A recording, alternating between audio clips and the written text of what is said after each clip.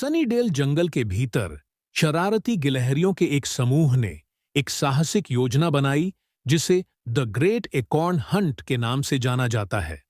पिप नामक सबसे बुद्धिमान गिलहरी के नेतृत्व में, जो सौभाग्य के लिए बेमेल मोजे पहनती थी। गिरोह में स्किप, जो सबसे तेज गति से अखरोट इकट्ठा करता था, तथा फ्लफ, जो अपनी ऊंची पूंछ के लिए प्रसिद्ध था, शामिल था, जो डस्टर का भी काम कर सकता था।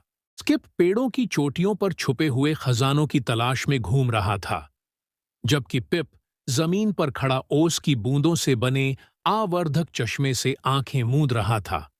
उनका शिकार ओल्ड ओक का प्रसिद्ध बलूत का भंडार, नट्स के लिए एक वास्तविक फोर्ट नॉक्स।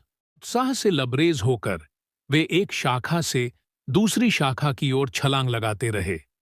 मटिल्डा, नासमझ उल्लू इतिहासकार, जिसने एकॉर्न पर सबसे अधिक बिकने वाली किताब लिखी थी, Nutty Naturals a squirrel guide to the world, की हमेशा से चौकस निगाहों को चकमा देते हुए। मटिल्डा स्वयं को वन ज्ञान की संरक्षक मानती थी और ऐसी तुच्छ हरकतों पर नाराजगी जताती थी। जैसे ही सूरज छतरी के नीचे डूबा, फ्लफ ने अपनी पूंछ को एक दिव्य छड़ी की तरह घुमाया और छाया में गहरे खोखले तने की ओर इशारा किया।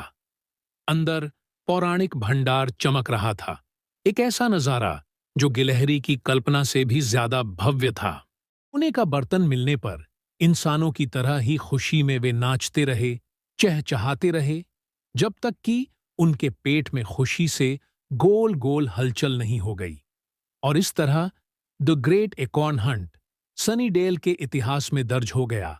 सिवाय मटिल्डा की किताब के, उसे यह सब बहुत ही अमानवीय लगा।